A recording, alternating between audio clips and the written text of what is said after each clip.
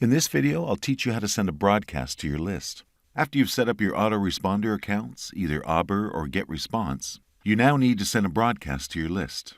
This is simple. First, we simply copy the swipe, which is inside the JV page of the offer which you want to promote. Let's use Auber first, then we'll go to GetResponse. Let's click on Create a Message and go to Drag and Drop Email Builder. They will then load this page where you need to enter your subject line and your email copy. Once you've done that, just click the Save and Exit button and you are done. And as I told you, almost all the offers have ready-made swipes which you can copy your emails from. This is especially true if you're promoting offers from Warrior Plus and JV Zoo, since it's a common practice for vendors to include email swipes in their JV pages. Now let's go to GetResponse and do the same thing. First, go to Messages and click on Create Newsletters. Once the page loads, click on New Email Creator and never click on the HTML source editor. You have to fill up the message name and the subject, then click on Next Step.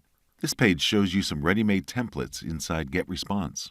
In my case, I just click on the Start from Scratch button and then I choose First Template. So when the page loads, delete the default template first. Then you can copy your swipe from your source and paste it here. Simply continue with the interface until you hit Send, and you are done.